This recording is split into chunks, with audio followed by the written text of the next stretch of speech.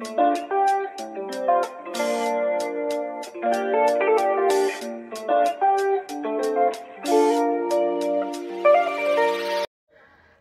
Hello ನಮಸ್ಕಾರ ಎಲ್ರಿಗೂ, ಹೇಗಿದ್ದೀರಾ? ಇವತ್ತು ನಮ್ಮ part 2 video of our Kendotsava. Last ವಿಡಿಯೋನಲ್ಲಿ ನಾವು ಏನೇನು ಪ್ರಿಪ್ರೇಷನ್ ಆಯಿತು ಕೆಂಡೋತ್ಸವಕ್ಕೆ, ಎಲ್ಲಿಗೆ ಹೋದ್ವಿ ಅಂತ ನಾನು ಹೇಳ್ತಾ ಇದ್ದೆ. ಈ ವಿಡಿಯೋನಲ್ಲಿ ನಾವು ಹೋದಾದಮೇಲೆ ಏನೇನು ನಡೀತು ಅಂತ ನೋಡೋಣ. ಇವಾಗ ನೀವು ನೋಡ್ತಿರೋದು ಮಾರ್ನಿಂಗ್ 5 o'clock. ಆ್ಯಕ್ಚುಲಿ ತುಂಬ ಚಳಿ ಇತ್ತು. ಆ್ಯಕ್ಚುಲಿ ಅಲ್ಲಿ ಬಂದಿರೋರೆಲ್ಲ ಇಷ್ಟು ಚಳಿ ಇದೆಯಲ್ಲ ಈ ಊರಲ್ಲಿ ಅಂತ ಹೇಳ್ತಿದ್ರು. ಮಕ್ಕಳೆಲ್ಲ ಎದ್ದೇಳಕ್ಕೆ ತುಂಬ ಕಷ್ಟಪಟ್ವು. ಬಟ್ ದ ಪ್ರಾಬ್ಲಮ್ ಇಸ್, ಈ ಹಬ್ಬನೂ ಪ್ರಾಪರಾಗಿ ಎಂಜಾಯ್ ಮಾಡಬೇಕು ಅಂದರೆ ನೀವು ಅರ್ಲಿ ಮಾರ್ನಿಂಗ್ ಎದ್ದು ಬರಲೇಬೇಕು. ಆವಾಗಲೇ ಇದು ತುಂಬ ಚೆನ್ನಾಗಿರೋದು. ಸೊ ಹಾಗಾಗಿ ನಾನು ವೇದನ ಕೂಡ ಎದ್ದೇಳಿಸ್ಕೊಂಡು ಕರ್ಕೊಂಡು ಬಂದಿದ ತಕ್ಷಣ ನೋಡಿದ್ರೆ ಆಲ್ಮೋಸ್ಟ್ ಎಲ್ಲರೂ ಬಂದುಬಿಟ್ಟಿದ್ರು. ಇದು ಇವಾಗ ನೀವು ನೋಡ್ತಿರೋದು ದೇವರನ್ನ ಫಸ್ಟು ವೆಲ್ಕಮ್ ಮಾಡ್ತಾರೆ. ಒಂದು ಉತ್ಸವ ಮೂರ್ತಿ ಅಂತ ಇರುತ್ತೆ, ಒಂದು ಆಲ್ರೆಡಿ ಪ್ರತಿಷ್ಠಾಪನೆ ಆಗಿರೋದಿರುತ್ತಲ್ವ ಎಲ್ಲ ದೇವಸ್ಥಾನದಲ್ಲೂ. ಅದೇ ಥರ ಫಸ್ಟು ಗಂಗೆ ಪೂಜೆಗೆ ಕರ್ಕೊಂಡು ಹೋಗ್ತಾರೆ. ಒಂದು ಚಿಕ್ಕ ಹುಡುಗಿ ಕೈಲಿ ಬನಶಂಕರಿ ದೇವರನ್ನ ಕಳಸ ಹೊರಿಸಿ ಕರ್ಕೊಂಡು ಬರ್ತಾರೆ. ಗಂಗೆ ಪೂಜೆ ಮಾಡಿ ಆವಾಗ ದೇವರು ಅಲ್ಲಿಗೆ ಹೋಗಿರುತ್ತೆ. ಸೊ ಅಲ್ಲಿಂದ ದೇವರು ಇಲ್ಲಿಗೆ ಬಂದಮೇಲೆ ಕೆಂಡೋತ್ಸವ ಸ್ಟಾರ್ಟ್ ಆಗುತ್ತೆ. ಸೊ ಇವಾಗ ನೋಡಿ, ಇವರೇ ನಮ್ಮ ಊರ ದೇವತೆ ಬನಶಂಕರಿ ತಾಯಿ ಬರ್ತಿದ್ದಾರೆ. ಸೊ ಅವ್ರನ್ನ ವೆಲ್ಕಮ್ ಮಾಡೋದಕ್ಕೆಲ್ಲ ಕಾಯಿ ಒಡೆದು ಮತ್ತು ಕರ್ಪೂರ ಹಚ್ಚಿ ಎಲ್ಲ ಖುಷಿಯಿಂದ ವೆಲ್ಕಮ್ ಮಾಡ್ತಿದ್ದಾರೆ. ಅವರು ಡೈರೆಕ್ಟಾಗಿ ಇಲ್ಲಿಗೆ ಬಂದು ಸೀದಾ ಕೆಂಡೋತ್ಸವದ ಹತ್ರ ಹೋಗ್ತಾರೆ. ಅವರು ಬಂದ ನಂತರನೇ ಮಿಕ್ಕಿದವರೆಲ್ಲ ಕೆಂಡದ ಮೇಲೆ ಹೋಗ್ತಾರೆ, ಅದೇ ರಿಚುವಲ್ಲು. ಸೊ ಅದಾದಮೇಲೆ ಮತ್ತೆ ದೇವರು ಬಂದು ದೇವಸ್ಥಾನದ ಒಳಗಡೆ ಹೋಗಲ್ಲ. ಅವರು ಇಡೀ ಊರನ್ನ ಒಂದು ರೌಂಡ್ ಹಾಕಿ ಎಲ್ಲರ ಮನೆಯಲ್ಲೂ ಪೂಜೆ ಮಾಡಿಸ್ಕೊಂಡು ನಂತರ ಇಲ್ಲಿಗೆ ಬಂದು ಈ ಹಬ್ಬನ ಎಂಡ್ ಮಾಡ್ತಾರೆ. ಹೇಗೆ ಅಂದರೆ, ಇದು ವರ್ಷಕ್ಕೊಂದ್ಸಲಿ ನಾನು ನನ್ನ ಪ್ರಜೆಗಳನ್ನ ನೋಡ್ಕೊಂಡು ಬರ್ತೀನಿ ಅಂತ ರಾಜ ಹೋಗ್ತಾನೆ ನೋಡಿ, ಒಂಥರ ಆ ಥರನೇ. ಸೊ ಇಲ್ಲಿಗೆ ಬಂದರು, ತುಂಬ ಚೆನ್ನಾಗಿ ಅಲಂಕಾರ ಮಾಡಿದರು. ನೋಡೋಕ್ಕೆ 2 ಕಣ್ಣು ಸಾಕಾಗಲ್ಲ, ಅಷ್ಟು ತುಂಬ ಮುದ್ದಾಗಿ ಅಲಂಕಾರ ಮಾಡಿದರು. ನಾನಂತೂ 2-3 ಸಲ ಹೋದೆ ಟೆಂಪಲ್ಗೆ. ನೀವೇ ಹತ್ತದಲ್ಲಿ ಬಂದಾಗ ನೋಡಿ. ಐ ಥಿಂಕ್ ಮನುಷ್ಯಂಗೆ ಕಷ್ಟ ಸುಖ ದುಃಖ ಏನೇ ಬಂದರೂ ಆ ದೇವ್ರನ್ನ ನಂಬ್ತಾನೆ, ಆ ದೇವ್ರಿಗೋಸ್ಕರ ಏನು ಬೇಕಾದರೂ ಮಾಡ್ತಾನೆ ಅನ್ನೋದಕ್ಕೆ ಇದೇ ಸಾಕ್ಷಿ ಅನಿಸುತ್ತೆ. ಯಾಕೆ ಅಂದರೆ ನಾವು ಚಪ್ಪಲಿ ಇಲ್ದಿರ ನಡೆಯೋದೇ ಕಷ್ಟ. ಬಟ್ ಈ ಥರ ಹಬ್ಬ ಮಾಡಿದಾಗ ಊರಲ್ಲಿ ಯಾರೂ ಚಪ್ಪಲಿ ಹಾಕ್ಕೊಂಡು ಓಡಾಡಲ್ಲ, ಯಾರೂ ನಾನ್ ವೆಜ್ ಮಾಡೋದಿಲ್ಲ. ಆಮೇಲೆ ತುಂಬ ಶ್ರದ್ಧಾಭಕ್ತಿಯಿಂದ 5 o'clock ಎಲ್ಲರೂ ಸ್ನಾನ ಮಾಡಿಕೊಂಡು ಬಂದು ಪೂಜೆಗೆ ರೆಡಿಯಾಗಿದ್ದಾರೆ. ಆಮೇಲೆ ಕೆಂಡದ ಮೇಲೆ ನಡೀತಾರೆ. ಅದೊಂದು ನಂಬಿಕೆ, ನಾನು ಇದನ್ನು ನಂಬಿ ಮಾಡಿದ್ರೆ ನಾನು ಅಂದ್ಕೊಂಡಿದ್ದಾಗುತ್ತೆ ಅಂತ ಆಗಲಿ. ಎಷ್ಟೊಂದು ಜನ ನನಗೆ ಹೇಳ್ತಿದ್ರು, ನಿಮ್ಮ ಲೈಫ್ನಲ್ಲಿ ಏನಾದರೂ ತುಂಬ ನೆಗೆಟಿವಿಟಿ ಇದ್ದರೆ, ಇಲ್ಲ ತುಂಬ ಕಣ್ಣು ದೃಷ್ಟಿ ಬಿದ್ದಿರೋ ಥರ ಇದ್ದರೆ, ಆ ಟೈಮ್ನಲ್ಲಿ ನೀವು ಈ ಥರ ಕೆಂಡದ ಮೇಲೆ ನಡೆದ್ರೆ ಅದೆಲ್ಲ ಹೋಗುತ್ತೆ. ವರ್ಷಕ್ಕೊಂದ್ಸಲ ಈ ಥರ ಮಾಡೋದು ತುಂಬ ಒಳ್ಳೆಯದು ಅಂತ ಆ್ಯಕ್ಚುಲಿ ನಮ್ಮ ಮಾಮ ಹೇಳ್ತಿದ್ರು. ಯಾಕೆಂದರೆ ಅವ್ರು ನಡೆದ್ರು, ನಾನು ನಡೀಲಿಲ್ಲ. ನಾನು ಯಾವಾಗೂ ಇದುವರೆಗೂ ನಡೆದಿಲ್ಲ. ನಾವು ಚಿಕ್ಕವರಿರೋವಾಗ ನಮ್ಮ ಮಾಮಂದರು ಎತ್ಕೊಂಡು ಕೆಂಡದ ಮೇಲೆ ಅವ್ರು ನಡ್ಕೊಂಡು ಹೋಗ್ತಿದ್ರಂತೆ. ಸೊ ಬಟ್ ನನಗೆ ನೆನಪಿರೋ ಟೈಮ್ನಿಂದ ನಾನು ಯಾವಾಗೂ ಹೋಗಿಲ್ಲ. ನನ್ನ ತಂಗಿ ಹೋಗಿದ್ದಾಳೆ, ನಾನು ಹೋಗಿಲ್ಲ. ನೋಡೋಣ, next year may be if I feel like doing it I will do it. But ಎಲ್ಲರೂ ಹೇಳ್ತಾರೆ ಏನಾಗಲ್ಲ, ನೋವಾಗಲ್ಲ, ಹಾಗೆ ಹೀಗೆ ಅಂತ. ಈ ಹಬ್ಬ ಆ್ಯಕ್ಚುಲಿ ಎಲ್ಲರಿಗೂ ತುಂಬ ಫೇವ್ರೆಟ್ ಹಬ್ಬ. ಯಾಕೆ ಅಂದರೆ ಇದು ಎಕ್ಸಾಮ್ಸ್ ಪೀರಿಯಡ್ಗಿಂತ ಮೊದಲು ಆಗುತ್ತೆ. ಆಮೇಲೆ ವೆದರು ತುಂಬ ಚೆನ್ನಾಗಿರುತ್ತೆ ಈ ಹಬ್ಬ ನಡೆಯುವಾಗ. ಎದರ್ ಇಟ್ ಈಸ್ ಲೇಟ್ ನೈಟ್, ಆಮೇಲೆ ಅರ್ಲಿ ಮಾರ್ನಿಂಗ್. ಸೊ ಹಾಗಾಗಿ ತುಂಬ ಬಿಸಿಲು ಆ ಥರ ಇರೋದಿಲ್ಲ. ಆಮೇಲೆ ಈ ಹಬ್ಬ ಅಂದರೆ ನನಗೆ, ನನ್ನ ಹಸ್ಬೆಂಡ್ಗೆ, ನನ್ನ ತಂಗಿಗೆ, ತಮ್ಮನಿಗೆ, ನಮ್ಮ ಮಮ್ಮಿಗೆ ತುಂಬ ಇಷ್ಟ. ಸೊ ನಾವು ಆದಷ್ಟು ಮಿಸ್ ಮಾಡದೇ ಇರೋದಕ್ಕೆ ಟ್ರೈ ಮಾಡ್ತೀವಿ. ಈ ಸರಿ ಸ್ಯಾಟರ್ಡೆ ಸಂಡೇ ಆಗಿರೋದ್ರಿಂದ ಮಿಸ್ ಮಾಡಬಾರ್ದು ಅಂಥೇಳಿ ಪ್ಲ್ಯಾನ್ ಮಾಡಿಕೊಂಡು ಎಲ್ಲರೂ ಹೋಗಿದ್ವಿ. ನೋಡಿ, ಲಾಸ್ಟ್ ವ್ಲಾಗಲ್ಲಿ ನೋಡಿರೋ ಥರ ಕೆಂಡ ಎಲ್ಲ ರೆಡಿ ಮಾಡಿ ಪ್ರಿಪೇರ್ ಮಾಡಿ ಇಟ್ಟಿದ್ದಾರೆ. ಫಸ್ಟು ದೇವರು ಕೆಂಡದ ಮೇಲೆ ಹೋಗ್ತಾರೆ, ಅಂದರೆ ದೇವ್ರನ್ನ ಹೊತ್ಕೊಂಡಿರೋರು ದೇವ್ರ ಸಮೇತ ಕೆಂಡದ ಮೇಲೆ ಹೋಗ್ತಾರೆ. ಅವ್ರು ಹೋದ ನಂತರ ಮಿಕ್ದವ್ರು ಎಲ್ಲರೂ ಒಬ್ಬೊಬ್ಬರಾಗಿ ಹಿಂದೆ ಬರ್ತಾರೆ. ಮೊದಲೆಲ್ಲ ತುಂಬ ದೊಡ್ಡದಾಗಿ ಮಾಡ್ತಿದ್ರಂತೆ, ಬಟ್ ಇವಾಗ ಸ್ವಲ್ಪ ಕಡಿಮೆ ಮಾಡಿದ್ದಾರೆ. ಸೊ ಒಂದು 4-5 ಹೆಜ್ಜೆ ಇಟ್ಟರೆ ಆರಾಮಾಗಿ ಕ್ರಾಸ್ ಮಾಡಿಬಿಡ್ಬೋದು ಅಂತ ಹೇಳ್ತಾರೆ. ಬಟ್ ಏನೇ ಇದ್ದರೂ ನಾವು ಸ್ವಲ್ಪ ಸೇಫ್ಟಿ ಇಂಪಾರ್ಟೆಂಟ್ ಅಲ್ವಾ, ಹಾಗಾಗಿ ಸುತ್ತಮುತ್ತ ಇರೋರು ಕಾಷಿಯಸ್ಸಾಗಿ ಹೇಳ್ತಿರ್ತಾರೆ ಎಲ್ಲರಿಗೂ, ನಿಧಾನಕ್ಕೆ ಬನ್ನಿ, ಒಬ್ಬೊಬ್ಬರೇ ಬನ್ನಿ, ಮಕ್ಕಳನ್ನ ಗಟ್ಟಿಗೆ ಇಟ್ಕೊಂಡು ಬನ್ನಿ ಅಂತ. ಆಮೇಲೆ ಈ ಸರಿ ಒಂದು ಕೋರ್ ಮೆಮೊರಿ ಅಂದರೆ ನನ್ನ ಮಾವ ನನ್ನ ಮಗನ್ನ ಕರ್ಕೊಂಡು ಕೆಂಡದ ಮೇಲೆ ಹೋದರು. ಯಾಕೆಂದರೆ ಯೂಶ್ವಲಿ ಅವರು ನಾವು ಚಿಕ್ಕವರಿರೋವಾಗ ನಮ್ಮನ್ನು ಎತ್ಕೊಂಡು ಕೆಂಡದ ಮೇಲೆ ಹೋಗ್ತಿದ್ರಂತೆ. ಇವಾಗ ನನ್ನ ಮಗನ್ನ ಎತ್ಕೊಂಡು ಹೋಗಿದ್ದಾರೆ. So that is very sweet of him, and it shows the family and that love and that carrying it forward ಅಂದರೆ ಎಷ್ಟು ಇಂಪಾರ್ಟೆಂಟ್ ಅಂತ.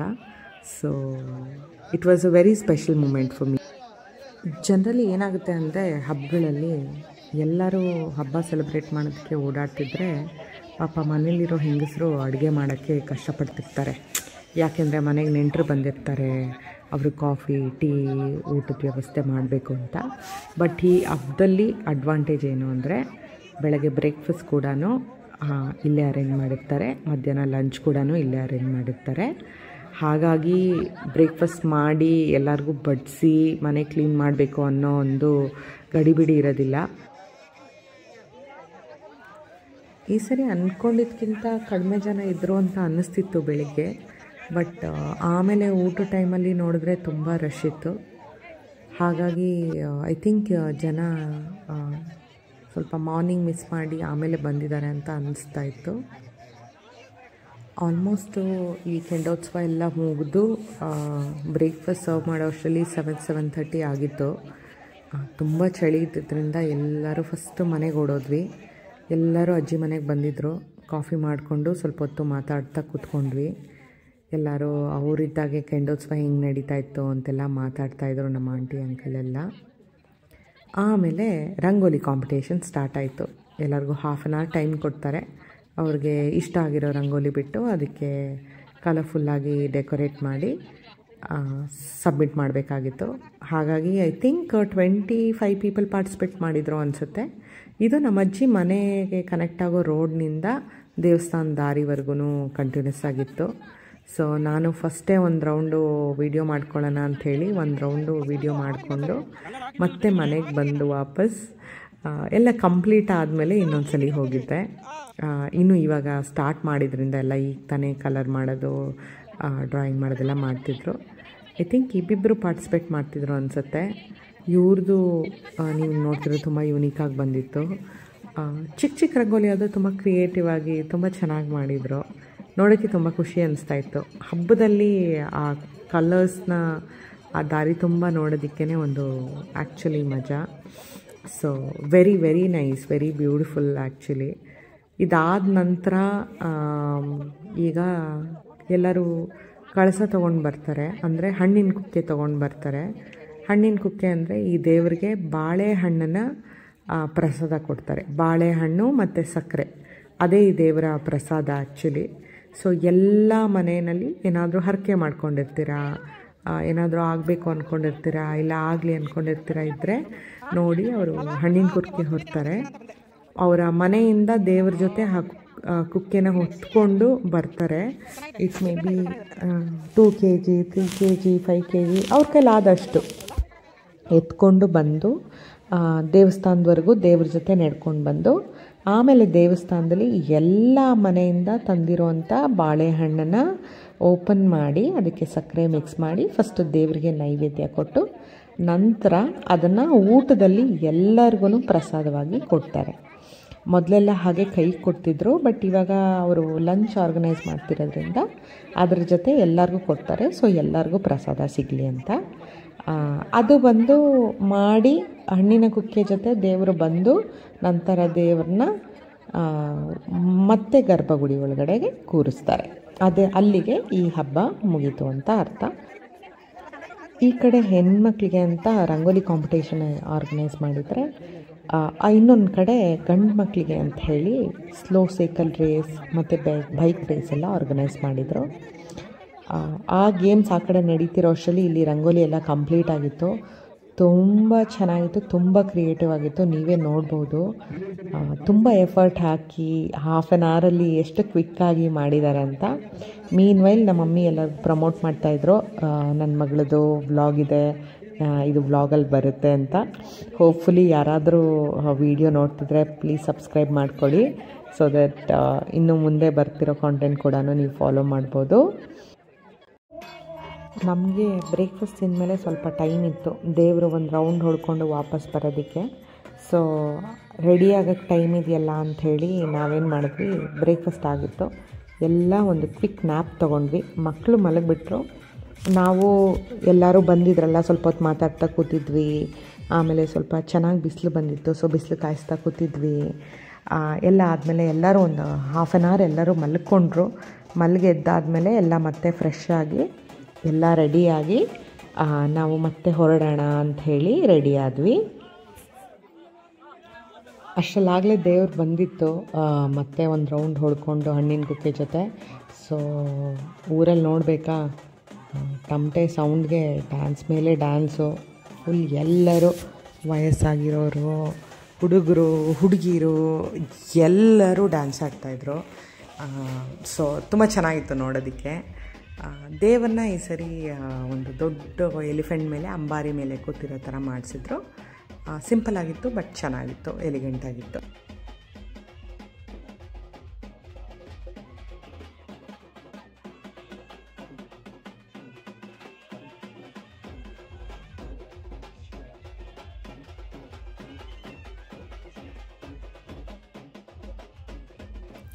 ವೇದು ಮತ್ತು ನಾನು ತುಂಬ ಹತ್ತಿರದಿಂದ ಹೋಗಿ ನೋಡಬೇಕು ಅಂಥೇಳಿ ದೇವಸ್ಥಾನದ ಮುಂದೆನೇ ಹೋಗಿ ನಿಂತ್ಕೊಂಡು ತುಂಬ ಹೊತ್ತು ವೆಯ್ಟ್ ಮಾಡಿ ಕಾಯ್ದು ನೋಡ್ತಾಯಿದ್ವಿ. ವೇದು ಏನಿದು ಈ ಥರ ಯಾಕೆ ಡ್ಯಾನ್ಸ್ ಮಾಡ್ತಿದ್ದಾರೆ ಅಂತ ನೋಡ್ತಿದ್ದ ತುಂಬ ಕ್ಯೂರಿಯಾಸಿಟಿಯಿಂದ. ಸ್ವಲ್ಪ ಹೊತ್ತಾದಮೇಲೆ ಮನೆಗೆ ಬಂದು ಅವನು ಅದೇ ಥರ ಡ್ಯಾನ್ಸ್ ಮಾಡ್ತಾಯಿದ್ದ. So I think he enjoyed it. ಇನ್ನೇನಿಷ್ಟು ಅದ್ಧೂರಿಯಾಗಿ ಮಾಡಿರೋ ಕೆಂಡೋತ್ಸವ ಮುಗಿಯೋಕ್ಕೆ ಬರ್ತಾಯಿತ್ತು. ಈಗ ದೇವ್ರನ್ನ ಅಂಬಾರಿಯಿಂದ ಇಳಿಸಿ ದೇವ್ರನ್ನ ದೇವಸ್ಥಾನದೊಳಗಡೆಗೆ ಬಿಟ್ಟು ನಂತರ ಎಲ್ಲರೂ ಅವ್ರವ್ರ ಮನೆಗೆ ಹೋಗೋದೇ ಪದ್ಧತಿ. ಇವಾಗ ದೇವ್ರನ್ನ ಒಳಗಡೆ ಬಿಡೋದಕ್ಕಿಂತ ಮೊದಲು ತುಂಬ ಟಮಟೆ ಸೌಂಡೆಲ್ಲ ಜೋರಾಗಿ ಮಾಡಿ ದೇವರೆಲ್ಲ ಕುಣಿಯೋ ಥರ ಮಾಡಿ ನಂತರ ದೇವ್ರನ್ನ ಒಳಗಡೆ ಕಳಿಸ್ತಾರೆ. ಆಲ್ರೆಡಿ 2:30 ಆಗಿದ್ದರಿಂದ ಊಟ ಆಗಲೇ ಸ್ಟಾರ್ಟ್ ಮಾಡಿದರು. ಇದಾಗಲೇ 2ನೇದೋ 3ನೇದೋ ಅಂತ ಇರ್ಬೋದು. ನಾನು ಫುಲ್ ಲಾಸ್ಟ್ನಲ್ಲಿ, ಆಲ್ಮೋಸ್ಟ್ ನಮ್ಮ ಪಾಯಸ ಗೀಸ ಏನೂ ಸಿಕ್ಕಿಲ್ಲ, ಬಟ್ ಲಾಸ್ಟ್ನೇ ಅಂತಿವರೆಗೂ ನಾನು ತಿಂದಿರಲಿಲ್ಲ. ಯಾಕಂದರೆ ನಾನು ಬ್ರೇಕ್ಫಾಸ್ಟ್ ಮಾಡಿದ್ರಿಂದ I didn't feel hungry. But ಪ್ರಸಾದ ಮಿಸ್ ಮಾಡಬಾರ್ದಲ್ವ, ಅದಕ್ಕೋಸ್ಕರ ಲಾಸ್ಟ್ವರೆಗೂ ಕಾಯ್ದು ಸ್ವಲ್ಪ ತಿನ್ಕೊಂಡು ಬಂದ್ವಿ. ಸೊ ಈ ವರ್ಷದ ಕೆಂಡೋತ್ಸವ ಈ ಥರ ಇತ್ತು. ಎಲ್ಲ ಚೆನ್ನಾಗಿ ನಡೀತು, ಏನೂ ತೊಂದರೆ ಆಗಿಲ್ಲ. ಎಲ್ಲರೂ ಖುಷಿಯಾಗಿ ಊರ ಹಬ್ಬನ ಮಾಡಿದ್ರು. ಅದನ್ನು ನೋಡೋದೇ ಒಂದು ದೊಡ್ಡ ಖುಷಿ. ಸೊ ನಾನು ಅದ್ರಲ್ಲಿ ಪಾರ್ಟಿಸಿಪೇಟ್ ಮಾಡಿದ್ದೆ ಅನ್ನೋದು ಇನ್ನೊಂದು ಖುಷಿ.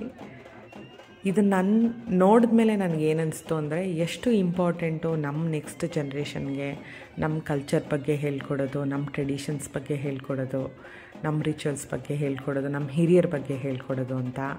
ಆ ಪ್ರಯತ್ನ ಖಂಡಿತ ಮಾಡೋಣ. ಯಾಕೆ ಅಂದರೆ ನಾವು ನಮ್ಮ ಮಕ್ಕಳಿಗೆ ನಾವು ಅದನ್ನು ಹೇಳ್ಕೊಟ್ಟಿಲ್ಲ ಅಂದರೆ ಬೇರೆ ಯಾರೂ ಹೇಳ್ಕೊಡಲ್ಲ. ಆ್ಯಂಡ್ ಏನಾದರೂ ಹೇಳ್ಕೊಡ್ಬೇಕು ಅಂದರೆ ಇವಾಗಿಂತ ಒಳ್ಳೆ ಟೈಮ್ ಖಂಡಿತ ಬೇರೆ ಯಾವಾಗೂ ಇಲ್ಲ. ಸೊ ನಾನು ಖಂಡಿತ ಆದಷ್ಟು ನನ್ನ ಮಗನಿಗೆ, ನನ್ನ ಸುತ್ತಮುತ್ತ ಇರೋ ನೆಕ್ಸ್ಟ್ ಜನ್ರೇಷನ್ಗೆ ಹೇಳ್ತೀನಿ, ಯಾಕೆ ನಾವು ಈ ಥರ ಮಾಡ್ತೀವಿ, ಈ ಥರ ಸೆಲೆಬ್ರೇಷನ್ಸ್ ಮಾಡ್ತೀವಿ, ಯಾಕೆ ಫ್ಯಾಮಿಲಿ ಇಂಪಾರ್ಟೆಂಟ್, ಯಾಕೆ ರಿಲೇಷನ್ಶಿಪ್ ಇಂಪಾರ್ಟೆಂಟ್, ಮತ್ತು ಯಾಕೆ ಈ ನಂಬಿಕೆ ದೇವ್ರ ಮೇಲೆ ನಂಬಿಕೆ ಅನ್ನೋದು ಇಂಪಾರ್ಟೆಂಟ್ ಅಂತ. ನೀವು ಖಂಡಿತ ಪ್ರಯತ್ನ ಮಾಡಿ. ಈ ವ್ಲಾಗ್ನ ನೋಡಿ ನಿಮಗೂ ನಿಮ್ಮ ಚೈಲ್ಡ್ಹುಡ್ ನೆನಪಾಗಿದ್ರೆ, ಇಲ್ಲ ನೀವು ಅಟೆಂಡ್ ಮಾಡ್ತಿರೋದು ಫೆಸ್ಟಿವಿಟೀಸ್ ನೆನಪಾಗಿದ್ರೆ, ಐ ಥಿಂಕ್ ನಾನು ಮಾಡಿದ ಎಫರ್ಟ್ಗೆ ಒಂದು ಫಲ ಸಿಕ್ಕಿದೆ ಅಂತ ಅರ್ಥ. But if you like my content, ಈ ವ್ಲಾಗ್ ನಿಮ್ಗೆ ತುಂಬ ಇಷ್ಟ ಆಯಿತು ಅಂದರೆ ದಯವಿಟ್ಟು ಲೈಕ್ ಮಾಡಿ, ಶೇರ್ ಮಾಡಿ, ಸಬ್ಸ್ಕ್ರೈಬ್ ಮಾಡಿ. ಆ್ಯಂಡ್ ನೆಕ್ಸ್ಟ್ ವ್ಲಾಗಲ್ಲಿ ಸಿಗೋಣ. ಅಲ್ಲಿವರೆಗೂ ಎಲ್ಲ ಖುಷಿಯಾಗಿರಿ, ನಗ್ನಗ್ತಾ ಇರಿ. ಹೆಲ್ದಿಯಾಗಿರಿ, ಅದೇ ಇಂಪಾರ್ಟೆಂಟ್.